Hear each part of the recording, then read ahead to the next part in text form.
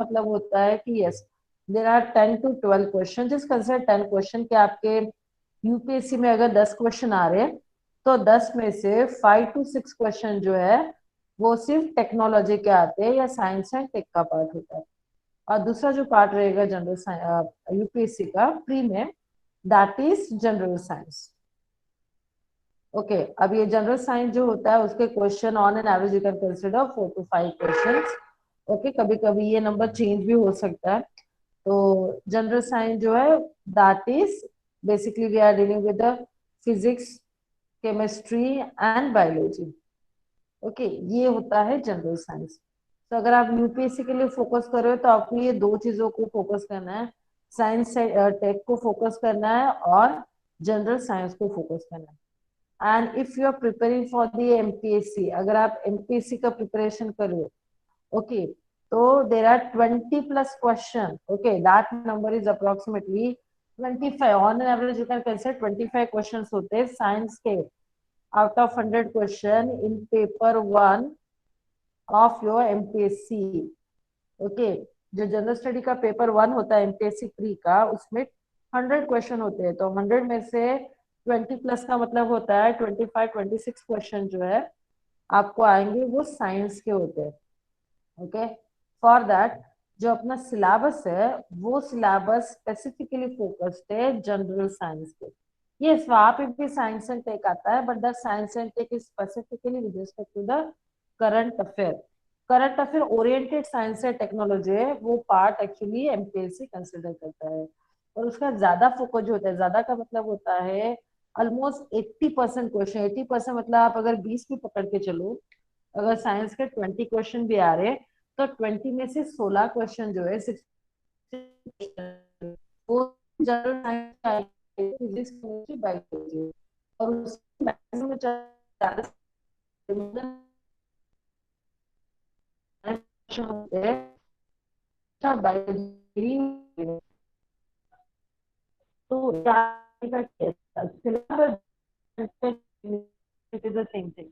Okay, only the depth of that subject and the way in which they are asking the question is different. Okay, कौन से depth में वो question पूछे जाएंगे वो ये दोनों एग्जाम के लिए डिफरेंट है, लेकिन कंटेंट जो होता है कंटेंट सेम। तो इसलिए होता है कि this is a plus point for you कि आप चांस ले सकते हो। अगर आप यूपीएससी का भी प्रिपरेशन कर रहे हो तो you can give the MPSC exam. If you are preparing for the MPSC you can go for UPSC exam. Okay, this is the positivity about the science. Yes, अगर आप एक सब्जेक्ट एक एग्जाम के लिए अच्छे से साइंस प्रिपेयर कर रहे हो तो आपका दूसरे एग्जाम के लिए भी उसका स्टडी हो जाता है। Okay, that is the important part about this. Okay, now will start with the topic. जो टॉपिक मैंने स्टार्ट किया था that is basically the nutrition, या उसको हम लोग सिंपल वर्ड में डाइट भी बोल सकते हैं। ओके, न्यूट्रिशन या diet, specifically we are dealing with the component of the food. Okay, खाने में जो जो चीजें होती है which is important for our growth and development, wear and tear, to give us protection, that is to boost the immune system and all, ये सबके लिए आपके को फूड इम्पोर्टेंट मैटर करता है। So that is in nutrition. Okay, तो इसलिए हम लोग को न्यूट्रिशन में जाना बहुत जरूरी होता है, क्योंकि न्यूट्रिशन से पता चलेगा कि वेदर वी आर हेल्दी और नॉट, या what problem we are dealing with and why that problem our body is actually suffering. कौन से प्रॉब्लम हम लोग फेस करें और क्यों फेस करें, ये दोनों क्वेश्चन जो है इसका आंसर आपको मिल जाएगा अगर आप न्यूट्रिशन चैप्टर जो है उसको अच्छे से स्टडी करोगे। ओके, तो फंडा क्या होता है, अगर आप न्यूट्रिशन में जाओगे तो in two way we have to, there are two component that we have to consider. दो पार्ट में एक्चुअली न्यूट्रिशन को डिवाइड किया जाता है। जो न्यूट्रिएंट या जो कंपोनेंट है अपने खाने में जो ऐड किए जाते हैं उसको दो पार्ट में डिवाइड किया जाता है। एक पार्ट जो होता है that include something called as a carbohydrate. Okay, carbohydrate best example होता है राइस, चपाती।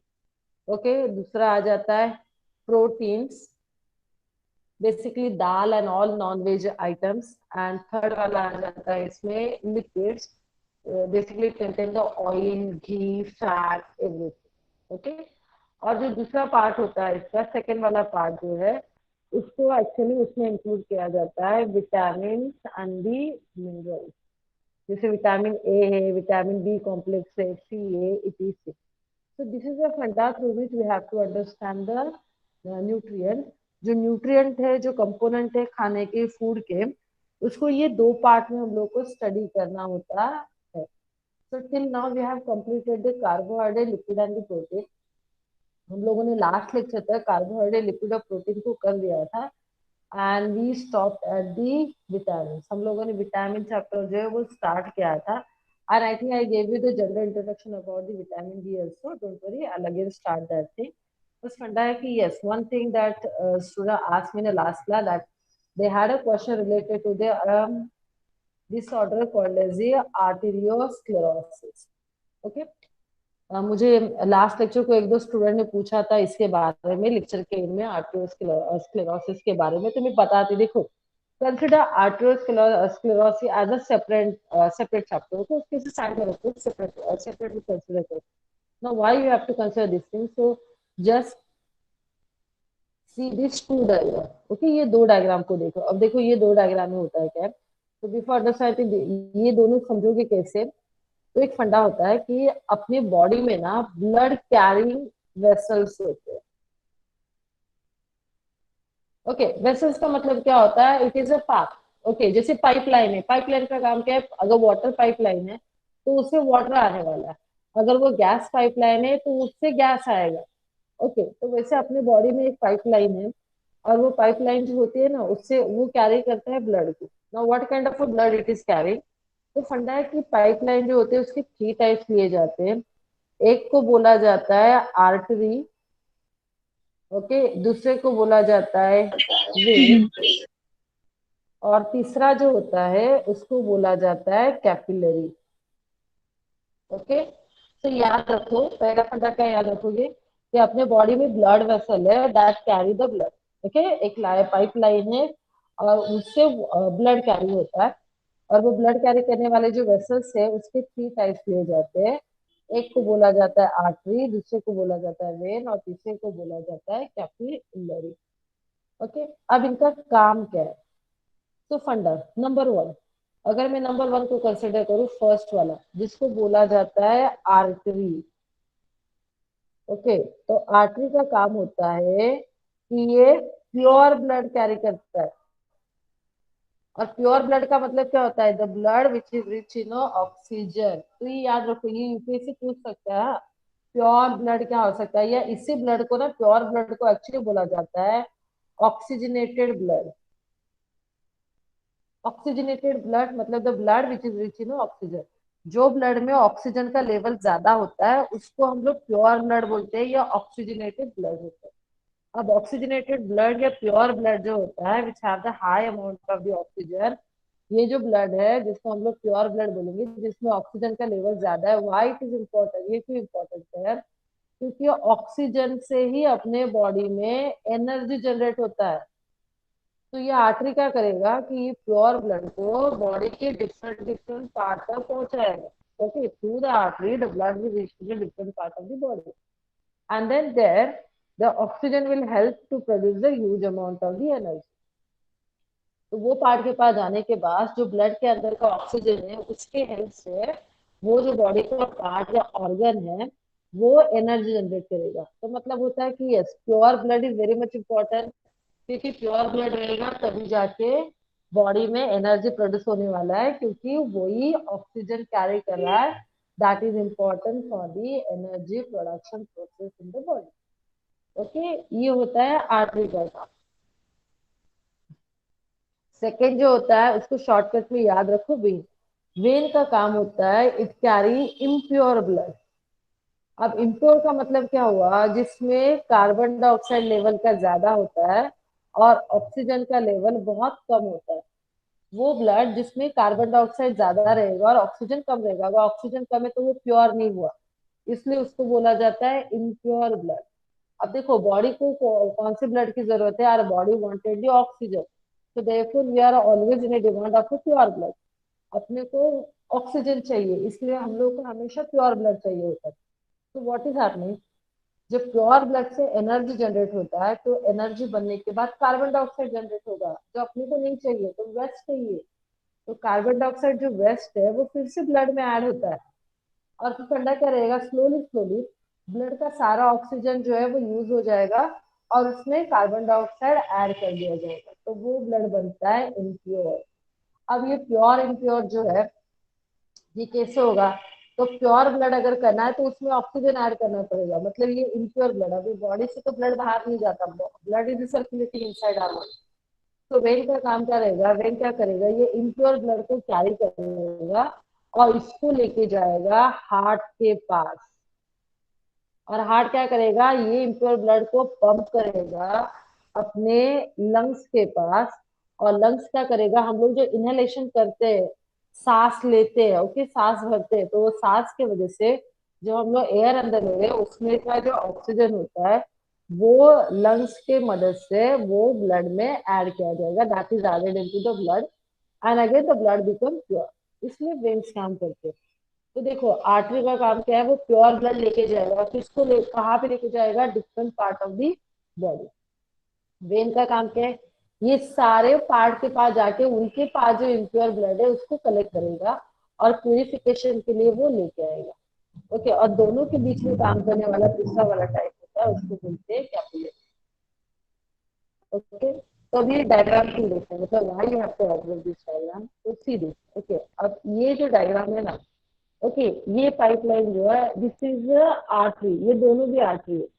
तो फंडा क्या होता है कि ये आर्टरी क्या करेगी? ये ब्लड लेके जाएगी, this is a part. Okay, ये ब्लड कैरी करेगी। अब सोचो कि एक इंसान जो है उसका डाइट प्रॉपर नहीं है, और डाइट प्रॉपर नहीं मतलब क्या हो रहा है कि वो जो भी पर्सन है, ओके, वो पर्सन बहुत ज्यादा फैटी मटेरियल खाता है, तो बहुत ज्यादा बटर खा रहा है, उसके बाद बहुत ज्यादा ऑयल खा रहा है, ऑयली मटेरियल खा रहा है, ओके, डीप फ्राई वाले चीजें खा रहा है, तो फंडा क्या रहेगा कि उसके बॉडी में ऑटोमेटिकली फैट का लेवल बढ़ जाएगा। ओके, और अगर बॉडी में फैट बढ़ गया तो वो फैट जाता कहाँ है? तो बॉडी में बढ़ गया मतलब वो फैट ब्लड में बढ़ेगा।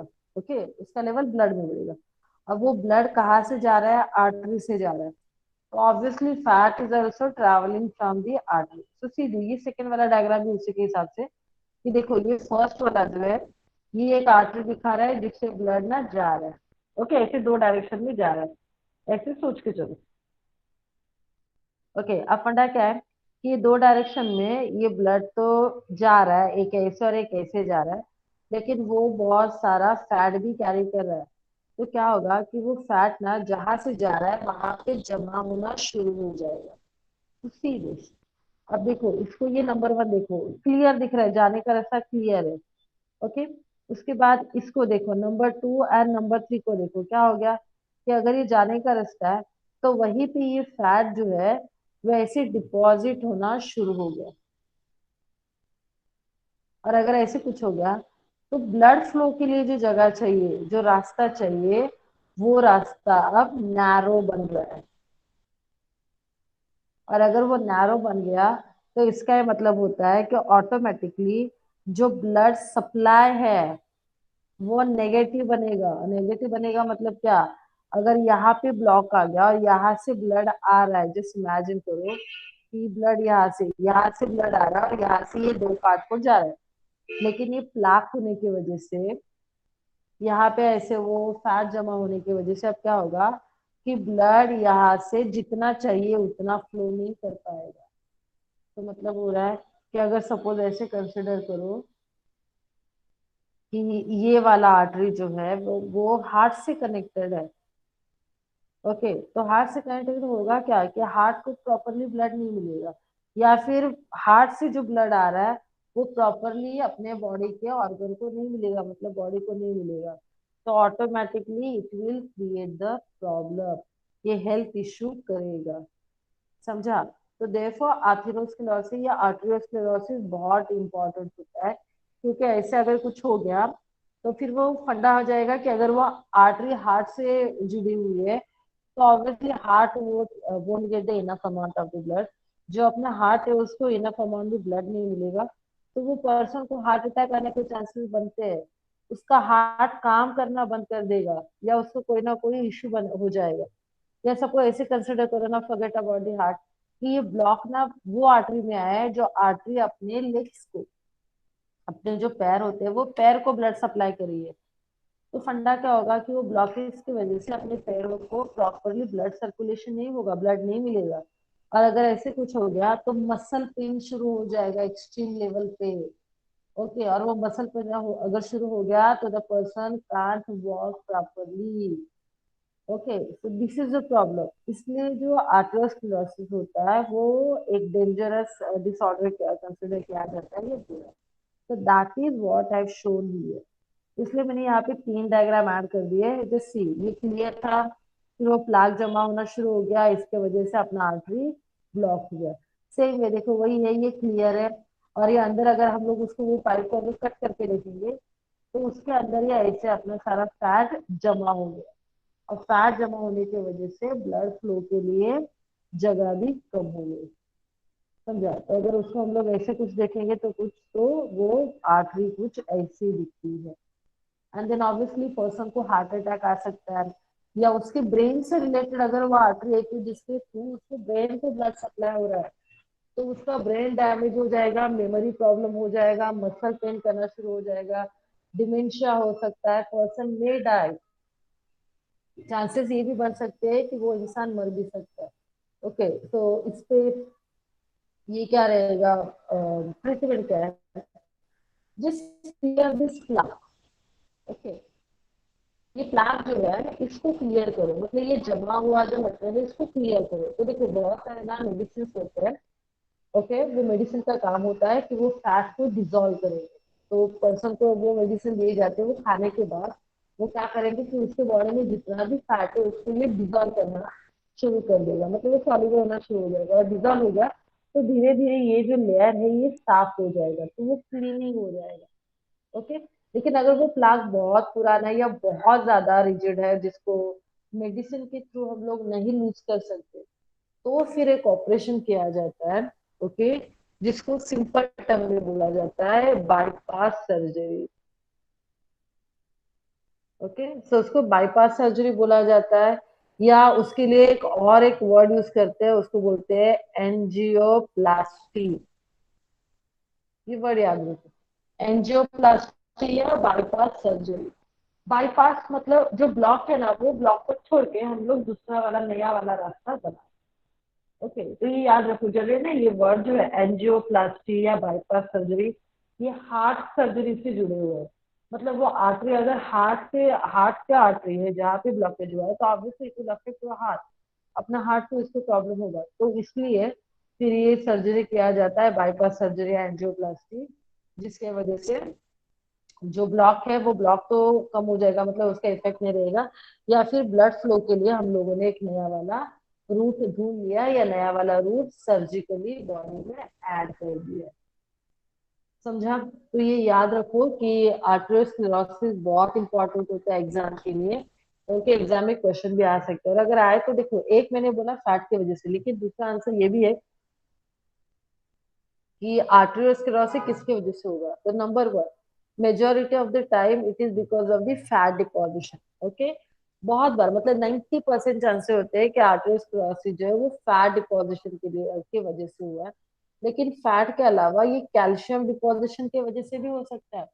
अगर इंसान बहुत ज्यादा कैल्शियम खा रहे हैं तो वो एक्सेस कैल्शियम उसके आर्टरी में जमा हो जाएगा, तो अगेन इश्यू हो सकता है। या तीन, ये प्रोटीन की डिपोजिशन की वजह से भी हो सकता है कि इंसान बहुत ज्यादा प्रोटीन खा रहा है और वो प्रोटीन जो है वो उसके आर्टरी में डिपॉजिट होना शुरू हो गए, तो उसके आर्टरीज ब्लॉक हो जाए। समझा? तो याद रखो कि आर्टेरियोस्क्लेरोसिस सिर्फ फैट की वजह से नहीं होता, तो it is because of the deposition of fat और कैल्शियम और प्रोटीन, या sometime there is a combination. अगर पर्सन बहुत अनहेल्दी खाना खा रहा है, मतलब उसका अगर रूटीन बहुत ही अनहेल्दी है, so there are the chances that the person's atherosclerosis because of all of these three or combination of these three। ये तीनों को कुछ कॉम्बिनेशन हो सकता है, या तीनों की वजह से भी उसका आर्टरी ब्लॉक हो सकता है। Okay, so that is a quite dangerous thing, and therefore we must have to take the proper diet. तो ये बहुत डेंजरस होता है, इसके लिए अपने को प्रॉपर डाइट लेना बहुत जरूरी इम्पोर्टेंट है। ओके, सर्वाइवल करना है, अगर जीना है तो ऑब्वियसली आपको आपके हेल्थ को भी केयर करना जरूरी है। समझा? तो ये याद रखो, arteriosclerosis exam point of view important है। चलेगा? चलो, तो start with the vitamin. Okay, so मैंने ऑलरेडी बोला था कि yes, the second part is the micronutrient, जिसमें दो कंपोनेंट को ऐड किया जाता है। One is called as a vitamin and the second one is called as the minerals. एक विटामिन आता है और दूसरा मिनरल्स आता है। Now when we are talking about the vitamin के दो टाइप लिए जाते हैं। एक को बोला जाता है वाटर सॉल्युबल। वाटर सॉल्युबल अगर है तो उनका बॉडी में डिपोजिशन नहीं होता, पर वो एक्सेस, इसका मतलब वो एक्सेस में नहीं जाते हैं एंड देयरफॉर डिसऑर्डर बहुत कम है इनके। लेकिन अगर वो डेफिशिएंट है, मतलब अगर बॉडी जितना चाहती है उससे कम अगर वो बॉडी में जा रहा है, तो surely the person will face the negative consequences.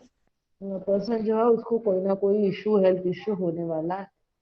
और अगर वो फैट सॉल्युबल विटामिन है, जैसे उसमें ए डी ई के आते हैं, तो ये फैट सॉल्युबल होने की वजह से इनका बॉडी में डिपोजिशन भी होता है। और कभी ये बहुत सारे जो है वो फैट से रिलेटेड है, तो कभी कभी हम लोग जब डाइट वगैरह करते हैं और जिसमें कम खाना खाया जाता है या फास्टिंग रहेगा, तो इनका एक डेफिशिएंसी भी हो सकता है। Both the excess and the deficiency are bad when we are dealing with the fat soluble. तो फैट सॉल्युबल ज्यादा खाना या कम खाना दोनों भी बुरा होता है, तो जितना रिक्वायर्ड है उतना ही खाना इम्पोर्टेंट है। ओके, सो फर्स्ट वाला आ जाता है vitamin D. Okay, vitamin D मैंने उस दिन ऑलरेडी बताया था, अभी मैं बस बता रीड करके बता देती हूँ कि विटामिन डी जो होता है उसका मेन काम होता है कि कैल्शियम का एब्जॉर्प्शन।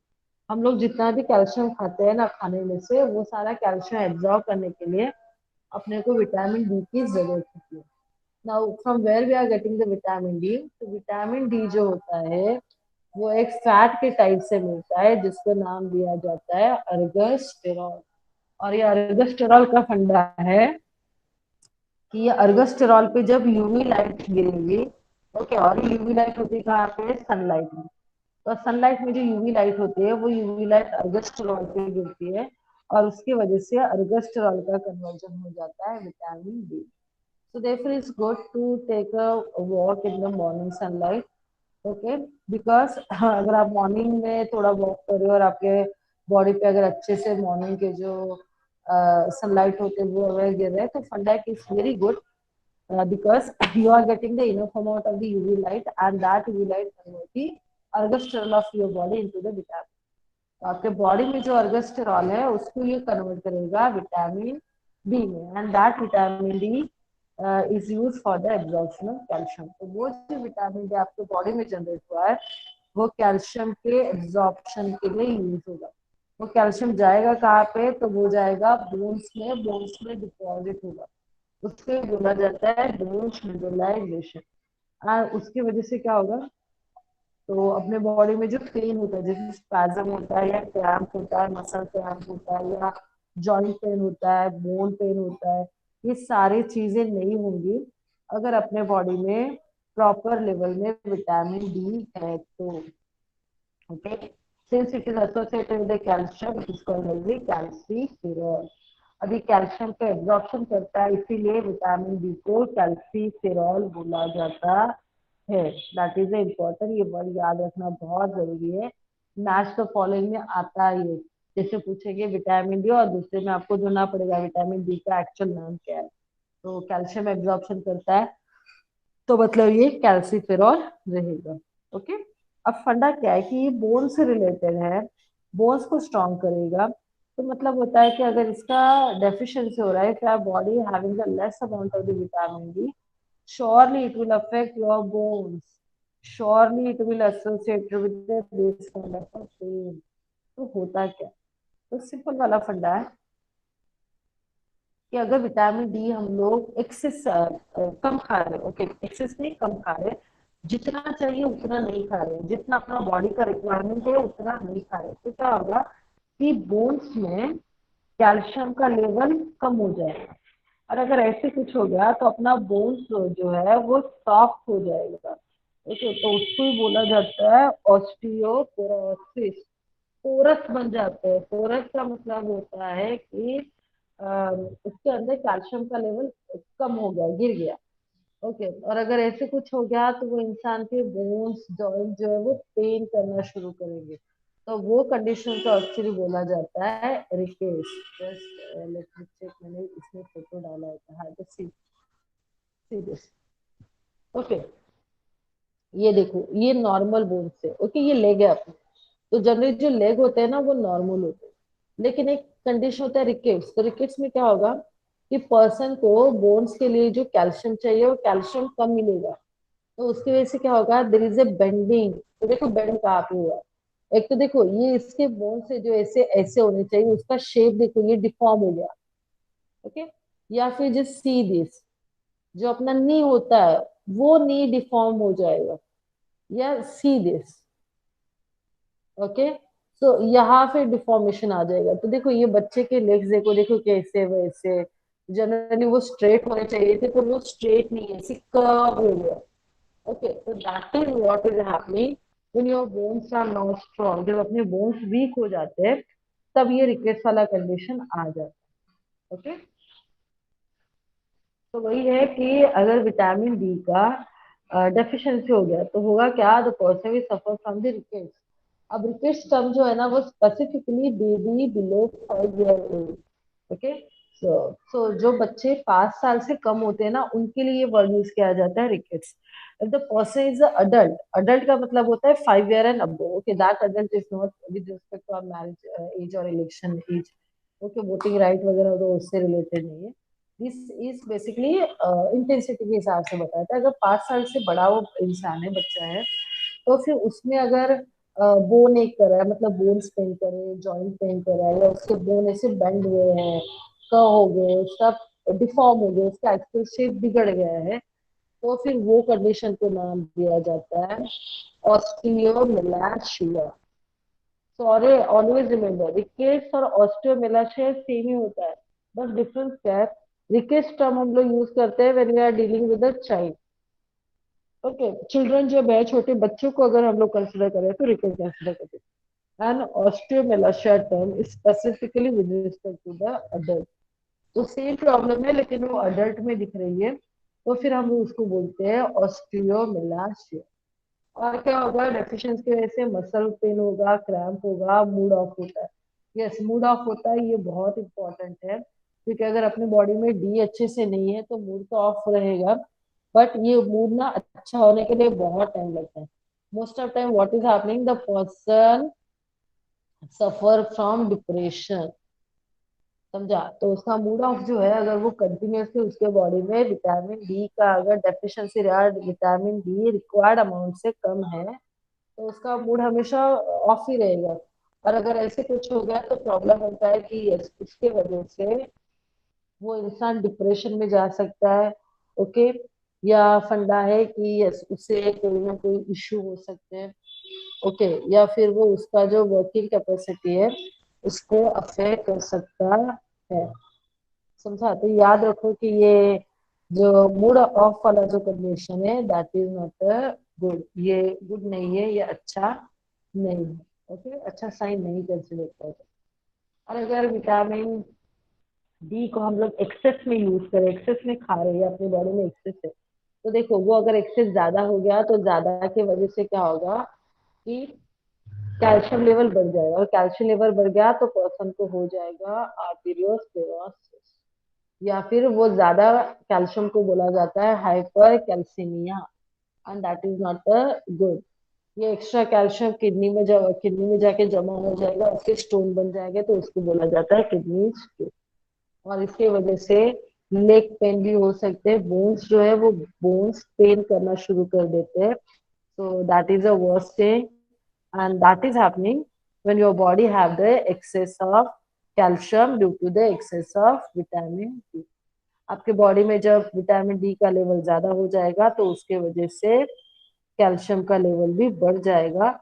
और अगर ऐसे कुछ हो गया तो obviously person will suffer from some problem, या उसको कोई ना कोई हेल्थ इश्यू जो है वो होने वाला होगा या होगा, मतलब उसका जो नॉर्मल हेल्थ है वो एक्चुअली बिगड़ जाएगा। Got it. तो इसको याद रखना बहुत जरूरी है when you are considering the deficiency of the vitamin D. अगर आप विटामिन डी को कंसिडर कर रहे हो तो आपको ये चीजें भी कंसिडर करनी पड़ेगी। हो गया। तो देखो विटामिन डी के बारे में क्या क्या याद रखना है। डिसऑर्डर तो देखो इसको रट्टा मारना ही है, मगब करो। और उसका नाम याद रखो, कैल्सिफेरॉल, और वो मिलता कहाँ से, उतना याद रखो। फंक्शन अपने आप याद हो जाता है अगर आप इतना याद रखोगे कि ये बोन से रिलेटेड है, तो उसके हिसाब से आप फंक्शन भी याद रख सकते हो कि इसके वजह से बोन्स में कैल्शियम ऐड किया जाता है और जिसकी वजह से अपने बोन्स जो है वो स्ट्रॉन्ग बनते हैं। हो गया। तो आ जाओ number second, vitamin C. Which vitamin we have to do, तो अपने को टोटली 6 विटामिन करने हैं। Okay, so I have completed vitamin D. अब मैं ई के लिए जाऊंगी, के लिए जाऊंगी, फिर ए के लिए, ऐसे जा रही हूँ मैं। ओके, सो एक बार डी हो गया तो now will go for the vitamin E. अब देखो विटामिन ई को ना ऐड भी आता है, शायद से मैंने 2-3 दिन पहले देखा था, there is ad where girl is buying vitamin E capsule. उसने ऐसे बहुत अच्छे से ऐसे ग्रीन कलर का फ्रॉक काइंड ऑफ ड्रेस पहना है, और वो मेडिकल स्टोर में जाके वो ग्रीन कलर का वो मतलब ब्रांड आया है एक्चुअली विटामिन ई का टैबलेट मार्केट में। तो वही याद रखिएगा कि विटामिन ई की इम्पोर्टेंस है। तो विटामिन ई का सबसे पहले वाला फंडा जो लिया जाता है, मतलब इसमें सबसे बेनिफिशियल मतलब बेनिफिट जो है ना विटामिन ई का, that is it is important for the hair and skin. अगर अपने बॉडी में प्रॉपरली विटामिन ई रहेगा, इफ आप कंज्यूमिंग अगर applying enough amount of the vitamin E, so it will improvise the health of our hair and the skin. तो इसकी वजह से क्या होता है कि अपना स्किन और हेयर जो है वो बहुत अच्छे से ग्रो करते हैं, उनका कंडीशन बहुत अच्छा हो जाता है, मतलब हेल्दी हेयर्स और हेल्दी स्किन बन जाती है। Okay, it is the most important job of the vitamin E. ये विटामिन ई का सबसे इम्पोर्टेंट वाला काम है कि भाई ये हेयर और स्किन के लिए इम्पोर्टेंट होता है। अब कैसे इम्पोर्टेंट रहेगा, तो उसके लिए एक वर्ड याद रखिएगा कि विटामिन ई जो है वो है एंटीऑक्सीडेंट। और एंटीऑक्सीडेंट का काम क्या होता है कि ये सेल जो होता है अपने बॉडी में, ये सेल को ये मरने नहीं देता। Okay, so it protect the cell. Cell को ये प्रोटेक्ट करने का काम करेगा, और अगर सेल प्रोटेक्शन बढ़ गया तो इसका मतलब होता है कि सेल का लाइफ बढ़ गया। और सेल का लाइफ बढ़ गया इसका मतलब होता है कि यस वो ज्यादा टाइम तो ग्रो करेगा, ग्रोथ दिखाएगा, तो मतलब होता है कि यस अपने बॉडी में जो इम्पोर्टेंट हेयर्स और स्किन होते हैं वो भी अच्छे से ग्रो करेंगे। और तीसरा विटामिन ई का काम होता है कि ये अपने बॉडी में कोलेस्ट्रॉल लेवल को मेंटेन रखता है। अब फंडा होता है कि अगर हम लोग कोलेस्ट्रॉल को कंसिडर करें तो there is H D L, there is L D L and there is V L D L. ऐसे 3 टाइप के ना कोलेस्ट्रॉल होते हैं, ओके, फैट होते हैं मतलब। इसमें से एच डी एल जो है उसको बोला जाता है गुड फैट, और L D L and V L D L जो होते हैं ये दोनों भी होते हैं बैड फैट में, बुरे वाले फैट्स में इसको कंसिडर किया जाता है। ओके, तो फंडा क्या है कि ये अपने बॉडी में गुड फैट का लेवल ज्यादा रखने का काम करेगा। देखो इसके फंक्शन याद रखने बहुत जरूरी है। इसका मतलब होता है जो अपना हम लोग घर में जो ऑयल यूज करते हैं, जो ऑयल खाते हैं, जो क्रीम यूज करते हैं, जो मॉइस्चराइजर है या कोई भी क्रीम जो हम लोग स्पेसिफिकली फेस के लिए यूज करते हैं, कंसिडर करना है कि वो सब में विटामिन ई भर भर के होता है। तो इसके लिए इसका जो मेन सोर्स है, that main source is a oil, और इसका साइंटिफिक नेम लिया जाता है टोकोफेरॉल। तो ऑलवेज रिमेम्बर अगर विटामिन ई है तो वो हेयर्स के लिए अच्छा है, वो स्किन के लिए अच्छा है, और वो अपने बॉडी में फैट को बैलेंस रखता है, इसलिए उसका नाम है टोकोफेरॉल। मिलता कहाँ से है, तो उसका बेस्ट सोर्स है ऑल काइंड ऑफ ऑयल। सारे टाइप के जितने भी ऑयल्स होते हैं वो ऑयल्स में जनरली विटामिन ई होता ही है। बहुत कम ऑयल है जिसमें विटामिन ई का लेवल कम होता है, और generally vitamin E is very common, is basically found in the oil. तो ये ऑयल आप अप्लाई करो या लगाओ, आपको फायदा मिलने वाला है। अगर आप बालों में लगा रहे हो तो तभी आपके बाल जो है ग्रो करेंगे, या आप ऐसा कुछ खा रहे हो जिसमें से आपको विटामिन ई मिलेगा, तभी वो आपके बालों को नरिश करने वाला है या ग्रोथ में हेल्प करने वाला है।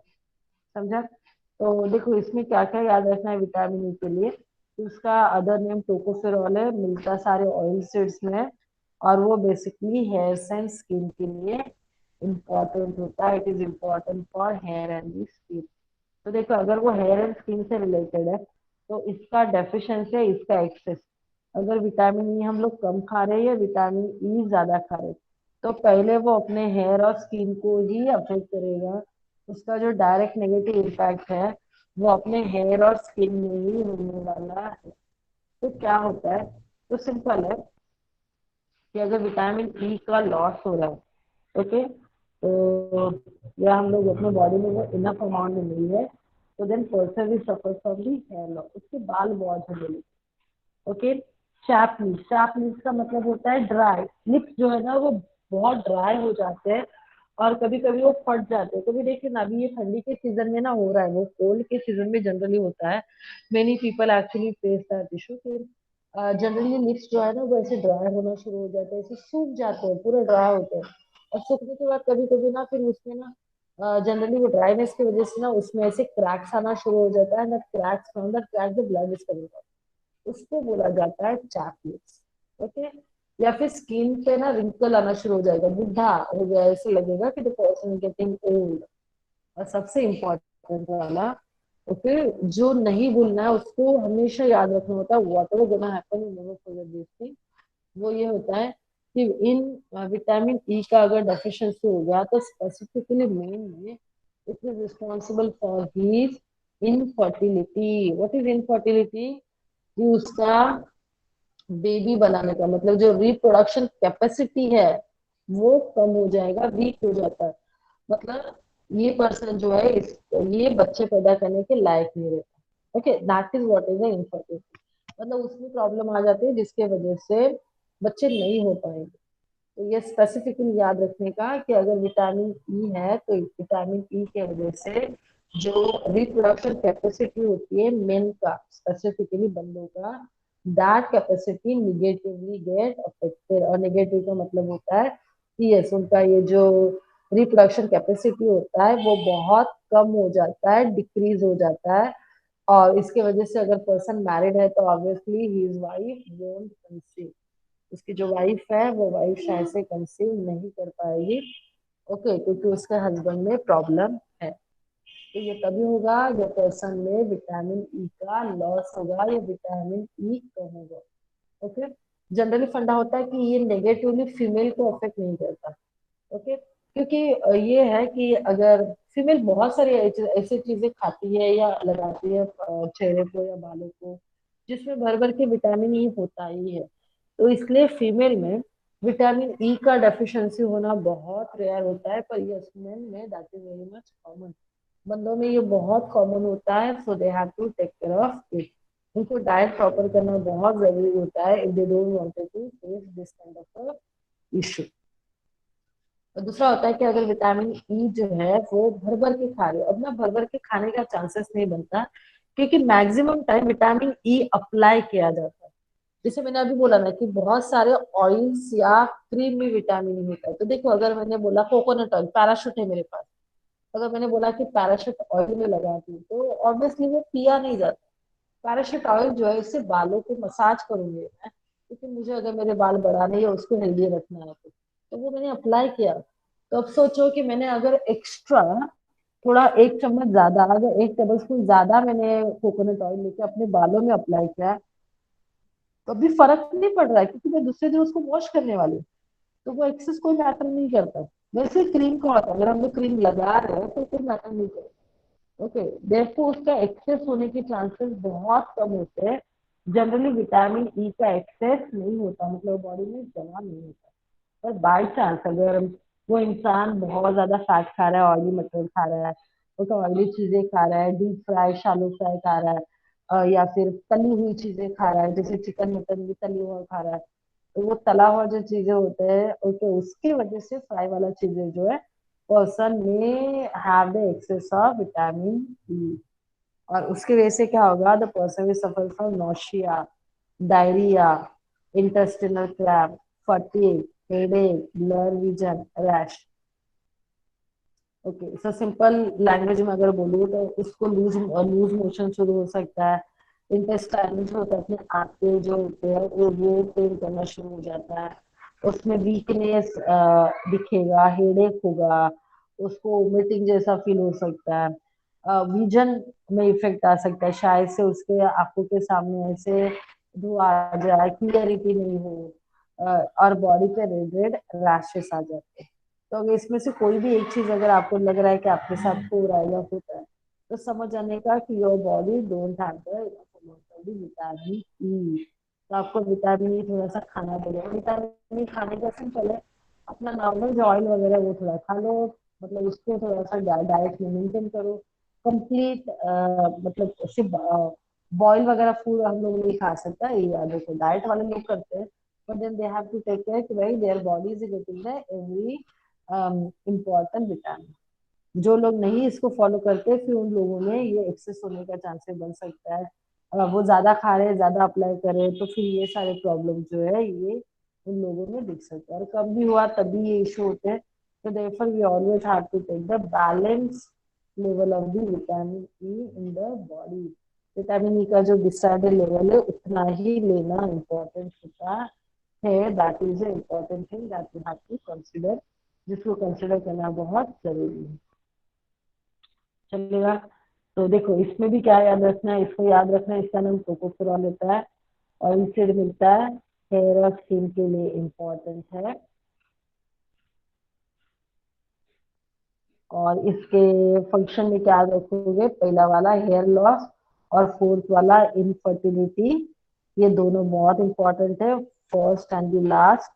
और यहाँ पे देखोगे तो specifically fatigue, headache, nausea, diarrhoea 1, 2 and 4, 5, ये वाले पॉइंट बहुत इंपॉर्टेंट है, क्योंकि यही बता देते हैं कि person is actually having which problem, मतलब the trouble of person because of excess और डेफिशिएंसी। तो हम लोगों को उसके सिम्टम्स के हिसाब से बताना होता है कि यस उसने विटामिन ज्यादा खाए हैं या उसने विटामिन कम खाए हैं। ओके, सो इसलिए इम्पोर्टेंट होता है कि yes we must know the side effect और consequences of the deficiency as well as the excess of the vitamin. कोई भी विटामिन ज्यादा खा रहे हैं तब भी प्रॉब्लम है, कम खा रहे हैं तब भी प्रॉब्लम होने वाली है या होती ही है। हो गया।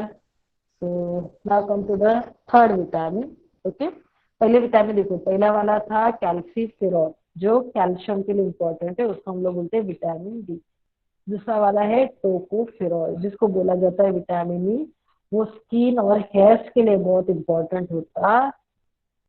तीसरा वाला जो है वो तीसरे वाले को बोला जाता है फाइलाक्विनोन। और ये फाइलाक्विनोन मिलता कहाँ पे, तो इसके सोर्सेज देखो, सारे green vegetable, green leafy vegetable, eggs, fish, meat, etc।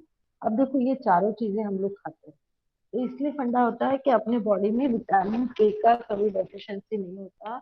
हम लोग को इनफ अमाउंट में विटामिन के मिल जाता है। तो विटामिन के का काम क्या होता है, तो देखो इसके काम जो होता है ना, वो काम होता है फर्स्ट वाला, it is important for a blood coagulation. Blood coagulation मतलब क्या, ब्लड क्लॉटिंग। और क्लॉटिंग का मतलब क्या होता है कि जस्ट कंसिडर कि अगर आपके बॉडी को कहीं पे कट हो गया, इंजरी हो गई, तो वहां से थोड़ी देर के लिए, थोड़ी देर मतलब few second, just for a few second the blood will flow and it will stop. Bleeding होगा कुछ सेकंड के लिए, लेकिन वो ब्लीडिंग रुक जाएगा, और रुकने के बाद फिर वहां पे जो ब्लड जमा होता है ना, वो ब्लड एक्चुअली ड्राई होना, सूखना शुरू हो जाता है, और फिर जब सूखेगा तो वो क्लॉट बनेगा, तो उसको बोलते हैं ब्लड कोगुलेशन। अब ब्लड रुकना, ब्लड फ्लो रुकना क्यों जरूरी है, अगर वुंड हुआ है, अगर मेरे सपोज से कंसिडर करें कि मेरे उंगली को कुछ लगा है, फिंगर जो है उसको सब्जी काटते हुए चाकू लग गया, ब्लीडिंग शुरू हो गया, तो अगर वो नहीं रुका तो मतलब होता है कि अपने बॉडी का जितना भी ब्लड है एवरीथिंग विल गोज आउट, सारा जो ब्लड है वो बॉडी के बाहर जाएगा, तो then it is very very dangerous. तो इसलिए ब्लड कोआगुलेट होना मतलब वो ब्लड का फ्लो स्टॉप करना बहुत इंपॉर्टेंट होता है, और इसी के लिए आता है विटामिन के। तो इसलिए इम्पोर्टेंट विटामिन जो है वो विटामिन के लिया जाता है। और दूसरा होता है bones and vascular metabolism. Bones and vascular metabolism मतलब यही होता है कि यस, जो अपने बॉडी के, जो अभी मैंने स्टार्टिंग में बोला था, जो आर्टरीज होते हैं, जो वेन्स होते हैं, जो एक प्योर ब्लड कैरी करेगा, दूसरा इम्प्योर ब्लड कैरी करेगा, ये सबको हेल्दी रखने के लिए भी हम लोगों को विटामिन के की जरूरत होती है। अगर इनफ अमाउंट में विटामिन के जो है हम लोग खा रहे हैं तो ऑब्वियसली अपने बोन स्ट्रांग रहेंगे, अपना आर्टरी वेन स्ट्रांग रहेगा और ब्लड कोगुलेशन भी होता रहेगा। मतलब अगर कभी इंजरी भी हुई तो ब्लड लॉस होने के चांसेस बहुत कम होते हैं, क्योंकि अपनी बॉडी उससे ही ब्लड फ्लो को स्टॉप करेगी और वहां पे एक क्लॉट बना देगी। तो सी ये दो पॉइंट को याद रखिए कि कोगुलेशन हो रहा है, मैस्कुलर मेटाबॉलिज्म। तो मतलब अगर विटामिन के अगर कम हो गया तो ऑब्वियसली ये किसको अफेक्ट करेगा, ब्लड को, मतलब ये आर्टरी और वेन को अफेक्ट करेगा। तो होता क्या है, अगर विटामिन के का ब्लीडिंग हो गया, विटामिन के का अगर डेफिशिएंसी हो गया, मतलब कम खाया हम लोगों ने, जितना चाहिए उतना नहीं, अपने बॉडी में इसका लेवल जो है वो लो हो गया, तो then person will suffer from the internal bleeding. अब देखो एक्सटर्नल ब्लीडिंग रोक सकते हैं हम लोग। ऐसे इमेजिन करो कि मेरा उंगली कट गया, तो यस हम लोग उसको दवा, मतलब वो जो जहाँ पे इंजरी हुआ वहां पे टर्मरिक लगा सकते हैं। वो इंजरी हुआ वहां पे हम लोग बैंडेज लगा सकते हैं। वो इंजरी हुआ अगर हम लोग दूसरे उंगली से वो जो वुंड है, कट है, उसको दबा के रखेंगे जोर से, तो ब्लड स्टॉप हो जाता है, थोड़ी देर के बाद वहां पे ब्लड आना शुरू हो जाएगा। या बहुत सारे जो मेडिसिनल दवाई आप वो लेके आ सकते हो। अल्कोहल होता है, जैसे आप सैनिटाइजर उसको थोड़ा स्प्रे करो तब भी ब्लड फ्लो रुक जाएगा। तो मतलब होता है कि ऐसा जब बाहर से ब्लीडिंग हो रही है तो इट्स वेरी इजी, लेकिन जस्ट इमेजिन इंटरनल ब्लीडिंग। अगर इंटरनल ब्लीडिंग है तो उसको आप कैसे रोकोगे? जस्ट इमेजिन करो कि इंटेस्टाइन जो है ना, उससे ब्लीडिंग होना शुरू हो गया, तो उसको रोकने के लिए कोई हमारे पास कोई इतना मतलब इजी वे नहीं है जैसे हम लोग एक्सटर्नल ब्लीडिंग को रोकते हैं। And that is the worst part. अगर के का डेफिशिएंसी हो गया तो पर्सन को इंटरनल ब्लीडिंग होगा, और अगर इंटरनल ब्लीडिंग हो रहा है तो उसका डेथ होने का चांस है बहुत ज्यादा है, डिफिकल्ट होता है ये, because it's very difficult to control the internal bleeding. Okay, body के अंदर जो ब्लीडिंग हो रहा है उसको कंट्रोल करना बहुत डिफिकल्ट होता है, क्योंकि अगर वो ब्लड जो है वो अगर बाई चांस अंदर हम लोगों ने ऐसी मेडिसिन दी जिससे वो ब्लड रुक गया, ब्लीडिंग रुक गया, तब भी जो ब्लड फ्लो आता है अगर उसका क्लॉट बन गया अंदर ही अंदर, तो वो पूरा आर्टरी को ब्लॉक करेगा, कचरे जैसे काम करेगा, और अगर आर्टरी ब्लॉक हो गया तो ऑब्वियसली डेथ होना श्योर है। तो इसलिए अगर डेफिशिएंसी हो गया के का तो उसकी वजह से होता है इंटरनल। और अगर केस ज्यादा खाया, अब केस ज्यादा खाने के चांसेस बहुत कम होते हैं। रीजन ये है कि ऑलरेडी जो फूड मटेरियल हम लोग खा रहे हैं, अभी यहाँ पे देखो मैंने फूड मटेरियल दिया, जैसे ग्रीन लीफी वेजिटेबल एक खा रहे हैं, मीट खा रहे हैं, इसमें ऑलरेडी विटामिन के साथ दूसरे वाले विटामिन का भी लेवल बहुत ज्यादा होता है, के का लेवल कम होता है। तो इसके वजह से क्या होता है कि के का भी एक्सेस होने के चांसेस नहीं होते, जनरली के का एक्सेस नहीं होता, बाई चांस अगर हुआ तो फिर person will suffer from jaundice and anaemia. Jaundice Marathi मध्ये कावे, हिंदी मध्ये पीलिया, पीलिया हो जाएगा वो इंसान को, और जॉन्डिस होगा, और उसकी वजह से उसका अनीमिया भी होगा, उसके बॉडी में जो ब्लड लेवल है वो डाउन हो जाएगा, ब्लड लेवल कम हो जाएगा। So then it is not at all good thing, तो वो गुड नहीं है, अच्छी बात नहीं है कि बॉडी से ब्लड कम होना या उसको जॉन्डिस होना। अगर जॉन्डिस हो रहा है तो जॉन्डिस डायरेक्टली लीवर डैमेज करता है। Okay, and liver is very much important organ of the human body. अगर लीवर डैमेज हो गया तो बचने के चांसेस बहुत कम होते हैं, तो जॉन्डिस को भी ऐसे हल्के में मत लिया करो। जॉन्डिस भी बहुत भयानक होता है क्योंकि वो डायरेक्टली लीवर को अफेक्ट करता है। और अनीमिया हो रहा है मतलब आपके बॉडी में ब्लड ही कम हो रहा है, तो अगेन वो पर्सन का जो हेल्थ है वो हेल्थ बिगड़ जाता है, या उसका हेल्थ खराब हो जाएगा, या कोई ना कोई इश्यू होने वाला है।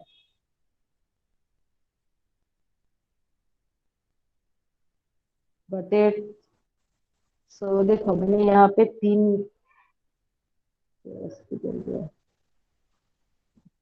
देखो मैंने विटामिन डी बोला जिसको कैल्सीफेरॉल बोलते हैं, हाँ, जो कैल्शियम एब्जॉर्प्शन करेगा। दूसरा विटामिन ई जिसको टोकोफेरॉल बोलते हैं, जो अपने हेयर के लिए और स्किन के लिए बहुत अच्छा होता है। तीसरा बोला विटामिन के, जिसके वजह से अपना ब्लीडिंग रुक सकता है, ब्लीडिंग रुकने का काम मतलब इंजरी जो है उससे ब्लड फ्लो को कंट्रोल करने का काम विटामिन के करता है। ओके, सो अभी जाएंगे एक के लिए, एक बार ए हो गया तो then we shift for a C and then we shift for a D. Okay, so A D E K में से हम लोगों ने डी ई के कर दिया, अभी ए बाकी है।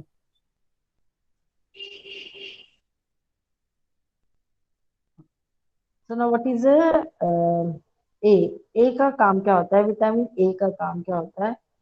तो इसका सबसे पहले इसका फंक्शन याद रखो। अगर हम लोग इसके फंक्शन को याद रखेंगे ना, तो ए याद रखना इजी हो जाता है। What is the job of the vitamin A? तो विटामिन ए का काम होता है कि ये अगेन एंटीऑक्सीडेंट है, और इसके वजह से स्किन और आईज हेल्दी रहती है। अभी देखो, मैंने और एक एंटीऑक्सीडेंट जो अभी पढ़ाया था वो है विटामिन ई। तो along with vitamin E we have the second vitamin that is called as a vitamin A. अपने पास दूसरा विटामिन है जिसको विटामिन ए बोला जाता है, वो भी एंटीऑक्सीडेंट है, और उसके वजह से भी आईज और स्किन जो है, वो आईज और स्किन जो है वो हेल्दी रहेंगे। तो देखो, आईज और स्किन है तो उसके हिसाब से अब ये आईज के लिए कैसे काम करता है। Okay, so see this diagram, this is a diagram मुझे बताना था। तो ये देखो, ये अपनी आंखें हैं, this is our eyes. Okay, ये दिख रहा है ना, ये अपने आंखों का जो ब्लैक वाला पार्ट रहता है ना, ओके, जिसके अंदर वो एक बड़ा वाला ब्लैक और एक छोटा वाला ब्लैक, ओके, वो वाला है, ये अपना आई लेंस होता है। और इसके एग्जैक्टली अगर पीछे जाओ तो ये येलो वाला जो दिख रहा है ना, दिस वाला, ओके, ये जो होता है ये है अपना रेटिना। ओके, अब रेटिना क्या होता है? रेटिना वो है जहाँ पे इमेज बनता है। अब इमेज बनता है मतलब क्या? तो ऐसे सोच के चलो कि एक ऑब्जेक्ट यहाँ पे आंखों के सामने रखा है, तो होगा क्या? वो ऑब्जेक्ट का रेज अपने आंखों में चला जाएगा, और फिर ये जो ऑब्जेक्ट है, ओके, इसका इमेज अपने रेटिना पे बनेगा। समझो? और जब वो रेटिना पे ये ऑब्जेक्ट का इमेज बनेगा, तब जाके वो चीज अपने आंखों को दिखेंगी। ओके, ये लॉजिक है, this is the principle of our eyes. Okay, तो अगर वो चीज हमको दिख रही है तो हम लोग वो चीज को कैसे मैनेज करते हैं, या उस पे क्या देखा जाता है? तो पहला फंडा है कि अगर हम एक चीज को देख रहे हैं, जो अपने यहाँ पे इसका जो इमेज बना है, तो हम लोग उसको आइडेंटिफाई करते हैं उसके कलर से, और दूसरा लाइट से। अब ऐसे सोच के चलो कि लाइट डिम है, ओके, ब्राइट लाइट नहीं है, डिम लाइट है, तो फंडा क्या रहेगा कि वो चीज का कलर ब्लैक है, व्हाइट है, ग्रीन है, क्या है, इतना अच्छे से नहीं समझ में आएगा। और वही अगर लाइट बहुत ब्राइट है, अच्छा सा उजाला है, तो विल गेट टू नो कि भाई ऑब्जेक्ट जो है वो काला है या हरा या नीला या पीला या वॉट। समझा? तो ये करने के लिए जो रेटिना होता है, वो रेटिना में दो टाइप के सेल होते हैं।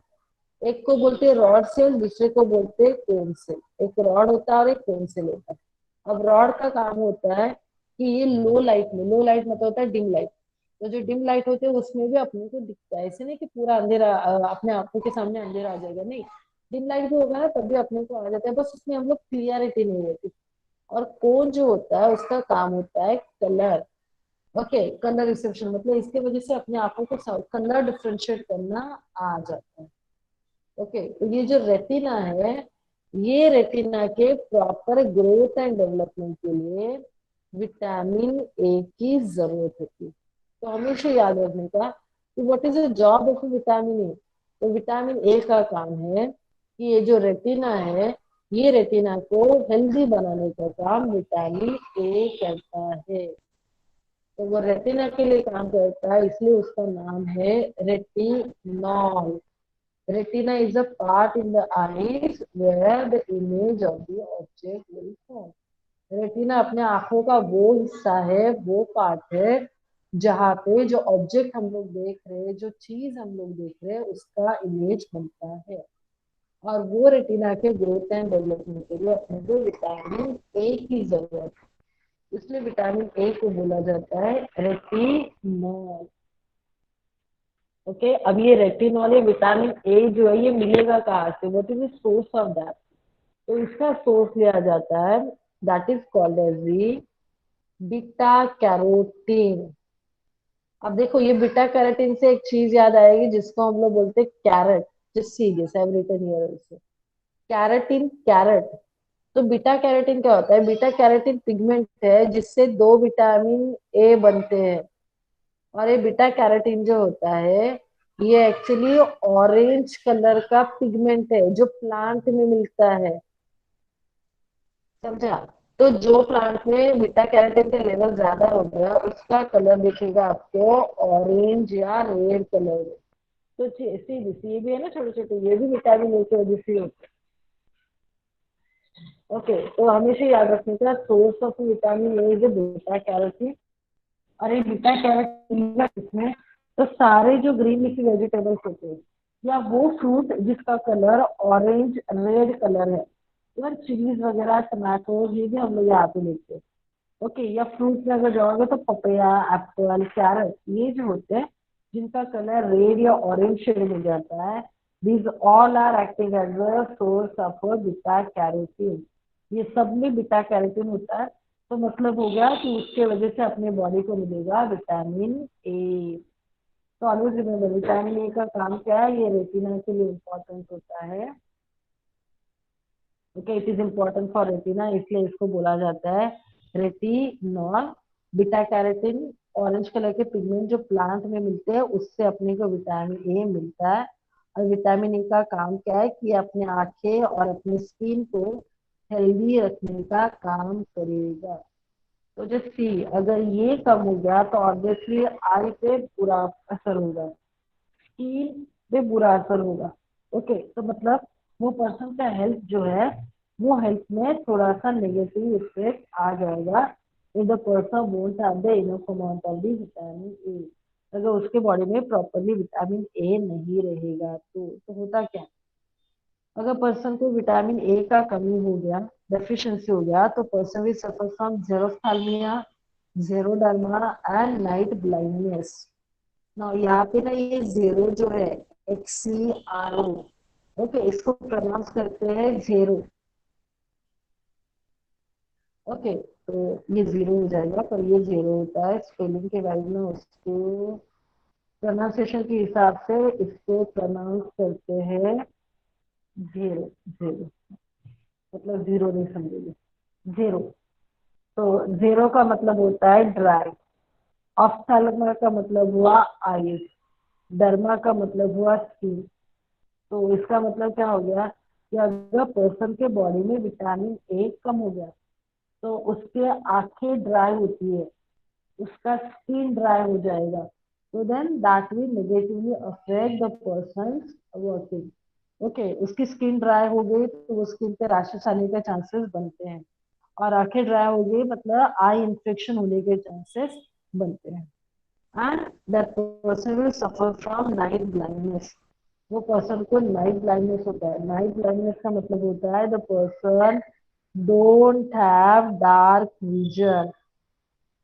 डार्क विजन का मतलब क्या होता है कि वो इंसान को अंधेरे में कुछ नहीं दिखता। Generally we all see we can see in a dark. देखो अपना कैपेसिटी होता है कि हम लोग ना डार्क में देख सकते हैं। ऐसे देखो कि अगर लाइट बंद करोगे तो कुछ टाइम के लिए एक ब्लैकआउट होता है, कंप्लीट ब्लैकआउट।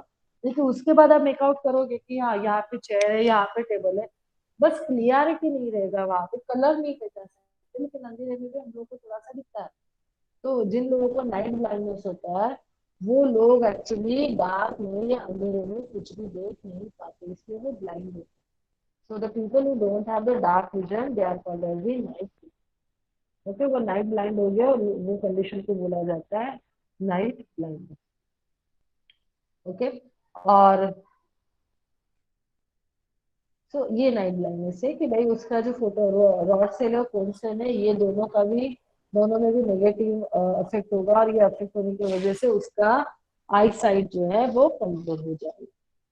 और अगर विटामिन ए को हम लोगों ने ज्यादा खाया तो ज्यादा की वजह से क्या होगा, हेयर लॉस होता है, बाल झड़ना शुरू हो जाता है, चाप लिप्स, उसके लिप्स भी है वो फटना शुरू हो जाता है, हेडेक बहुत ज्यादा, हेडेक हो सकता है, सर दर्द हो सकता है, and watery eyes. Now watery eyes is not good thing.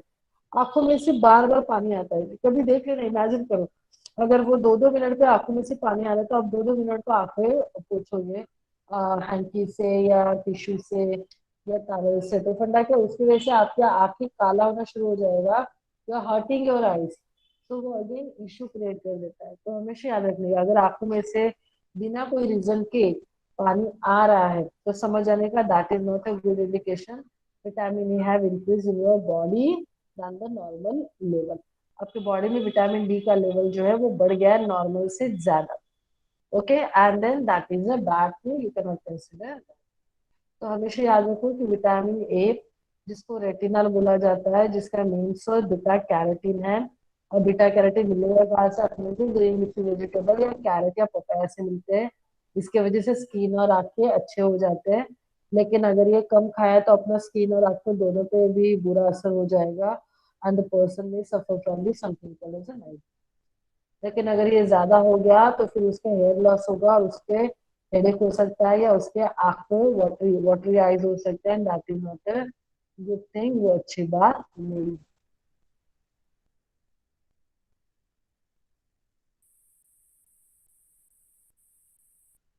हो गया। तो यस, तो देखो अगर विटामिन ए है तो उसको बोलेंगे हम लोग रेटिनॉल, बी है तो उसको बोलेंगे कैल्सिफेरॉल, ई है तो बोलेंगे टोकोफेरॉल, और के है तो उसको बोलेंगे फाइलाटोल। विटामिन ए का डेफिशिएंसी हो गया तो आपने उसका आंसर नाइट लिखना है, नाइट ब्लाइंडनेस। बी का डेफिशिएंसी हो गया तो लिखना है रिकेट्स। ई का डेफिशिएंसी हो गया तो लिखना है इनफर्टिलिटी। और के का डेफिशिएंसी हो गया तो लिखना है bleeding, internal bleeding. Okay, so these are the four fat soluble vitamin that we have to consider, that we have studied. Okay, तो ये चार विटामिन जो है वो हम लोगों ने अभी कंप्लीट कर दिए हैं, ए डी ई के। Okay, now I jump for the second category of the vitamin, and that is water soluble vitamin, in that we have to deal with the C and B। अब देखो अपने को second वाली category के लिए जाना है, जिसको बोला जाता है वाटर soluble, जो विटामिन पानी में डिजोल्व हो सकते हैं वो। अब पानी में डिजोल्व होते हैं इसलिए इनके एक्सेस होने के चांसेस नहीं होते, बॉडी में जमा नहीं होते। वो आता है B complex and vitamin C. तो विटामिन सी छोटा है, पहले I complete with the vitamin C and then I jump for the vitamin B, क्योंकि विटामिन बी में टोटल दे रहा 8 विटामिन, अगर मैं आपको स्टडी टोटल वहां पे 8 विटामिन है जो बी विटामिन बी कॉम्प्लेक्स में आते हैं, और अब वो आपको वो 8 का स्टडी करना है। इसलिए पहले मैं सी को कंप्लीट कर दिया, and once I am done with the C then will jump for the B. तो फिर हम लोग बी कॉम्प्लेक्स के लिए जाएंगे। ओके, सो सी के लिए अब क्या याद रखना है? तो सबसे पहले इंपॉर्टेंट पॉइंट याद रखना है कि सी जो होता है, ओके, उसका नाम है एस्कॉर्बिक एसिड। अब देखो बहुत सारे स्टूडेंट ना मिस्टेक करते हैं, they thought C stand for citric acid, और ये ऐसे लिख के भी आते हैं कि विटामिन, अगर क्वेश्चन आ गया dash dash is scientific name of the vitamin C. Okay, तो विटामिन सी का साइंटिफिक नेम क्या है? तो स्टूडेंट ना C stand for citric acid करके आते हैं, साइट्रिक एसिड ही लिखते हैं। So no, these are different. Citric acid अलग होता है, एस्कॉर्बिक एसिड अलग होता है, तो याद रखने का। विटामिन सी का दूसरा नाम है एस्कॉर्बिक एसिड। विटामिन सी का काम क्या है? तो ये भी एंटीऑक्सीडेंट है। देखो अगर वो एंटीऑक्सीडेंट, अपने पास तीन एंटीऑक्सीडेंट है। विटामिन ए एंटीऑक्सीडेंट है, विटामिन ई एंटीऑक्सीडेंट है, और अभी ये विटामिन सी एंटीऑक्सीडेंट है। तीन एंटीऑक्सीडेंट है, और ये तीनों एंटीऑक्सीडेंट अपने हेयर्स और अपना स्किन दोनों को हेल्दी रखने के लिए काम करते हैं। ओके, तो ये भी विटामिन सी भी एंटीऑक्सीडेंट है, जिसके वजह से स्किन अपना हेल्दी बनेगा, ग्लोई बनेगा। उसके साथ और एक काम आ जाता है, और इसके वजह से अगर हेल्दी स्किन बनेगा, ग्लोई स्किन बनेगा, तो विटामिन सी बेसिकली यूज करते हैं कॉस्मेटिक्स एंड मेडिसिन में। ओके, कभी भी देख लेना, देखो गार्नियर का भी बहुत सारा क्रीम आ जाता है, लैक्मे का है 9 टू क्या उसका 9 to 5 है क्या? हाँ, 9 to 5 वाला जो क्रीम है वो, या बहुत सारे उसमें ऑर्गेनिक प्रोडक्ट आ जाते हैं जिसमें वो बोलते हैं, वो दावा करते हैं कि our cream has vitamin C, तो मतलब वो बता रहे हैं कि यस, अगर सी है तो वो आपको स्किन को ग्लोई ग्लोई बनाएगी, आपके स्किन को हेल्दी रखेगी। तो that is important. Vitamin C ascorbic acid होता है, एंटीऑक्सीडेंट होता है, इसलिए वो हेयर और स्किन दोनों के लिए अच्छा है। और इसके वजह से क्या होगा कि एक और होता है कि ये हीलिंग प्रोसेस के लिए बहुत इंपॉर्टेंट है। जख्म भरने का जो प्रोसेस होता है, अगर आपको इंजरी हुआ तो देखो वो अभी मैंने बोला ब्लड क्लॉट होगा, फिर वो ब्लड सूख जाएगा, फिर वो आपको ड्राई क्लॉट बनेगा, मराठी त्याला खपली बोलतात। और फिर वो ड्राई क्लॉट कुछ दिनों के बाद अपने आप निकल जाएगा और आप देखोगे जहाँ पे जख्म हुआ था वो भर गया है। तो ये जो हीलिंग प्रोसेस है इसके लिए भी आपको विटामिन सी की जरूरत है। So that is the importance of the vitamin C. Vitamin C है तो जख्म अच्छे से भर जाएगा, तो इश्यू नहीं होगा और स्किन वगैरह अच्छा रहेगा। तो देखो इसी के हिसाब से we can make out कि अगर उसका डेफिशिएंसी हो रहा है तो देखो ये इंसान देखो सी दिस गम्स देखो उसके। Okay, see the gums of that person कि देखो उसके गम्स देखो ऐसे लगता है कि स्वेलिंग आया है। और वो टीथ देखो उससे ब्लीडिंग हो रहा है। तो इसको ना स्कर्वी बोलते हैं, दैट इज स्कर्वी। तो विटामिन सी का डेफिशिएंसी हुआ तो person will suffer from something called as scurvy. तो पर्सन जो है उसको स्कर्वी होगा। ओके। या फिर और एक इशू हो सकता है कि उसका जो हीलिंग प्रोसेस है, वो हीलिंग प्रोसेस है वो स्लो हो जाएगा। जैसे सपोज एक नॉर्मल पर्सन में अगर मुझे कट अगर मेरा बाई चांस नाइफ से सब्जी काटते वक्त अगर नाइफ से मेरा उंगली कट गया तो मुझे वो उंगली जो है वो कटा हुआ जो वुंड है उसको ठीक होने के लिए हफ्ता लग जाता है, 7 दिन लगते हैं। ये लोगों में शायद से वो 15 दिन ले ले, 20 दिन ले ले, तो दैट इज नॉट गुड। बीच में अगर अचानक से वो उंगली को फिर से लगा तो फिर से ब्लीडिंग शुरू हो जाएगा, तो वो वर्स्ट केस या वर्स्ट सिनारियो या वर्स्ट कंडीशन वहां पे क्रिएट हो जाता है। स्किन पे रिंकल आना शुरू हो जाता है, स्किन ड्राई हो जाता है, तो वो ओल दिखना शुरू हो जाता है, स्किन की वजह से रिंकल आना शुरू हो जाता है। और इसके वजह से पर्सन का एज ज्यादा दिखता है। मतलब पर्सन कम साल का है, मतलब सब ऐसे सोचो कि दैट पर्सन इज ओनली 20-22, लेकिन उसके बॉडी में विटामिन ई सी का डेफिशिएंसी है। तो उसका स्किन पे इतना रिंकल्स आ जाएगा कि वो 22 की जगह 32 का दिखना शुरू हो जाएगा, 10 साल बड़ा बुढ़ा दिखेगा या दिखेगी, तो that is not a good thing. तो इसलिए विटामिन सी का डेफिशिएंसी अच्छा नहीं होता है या बुरा कंसिडर किया है। ओके।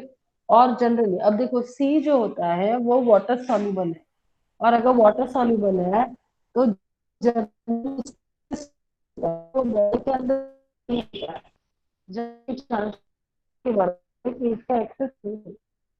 बस अगर मैंने बोला 99.9% नहीं होता, still there is a 0.1% chances कि यस डिपॉजिट हो सकता है। और बाई चांस अगर इसका एक्सेस हो गया, विटामिन सी अगर आपके बॉडी में ज्यादा हो गया, तो चांसेस बनते हैं कि person may suffer from diarrhoea और नौशिया। ओके, तो उसको डायरिया हो सकता है या नौशिया हो सकता है, मतलब लूज मोशन से हो सकता है, वोमिटिंग वगैरह हो सकता है।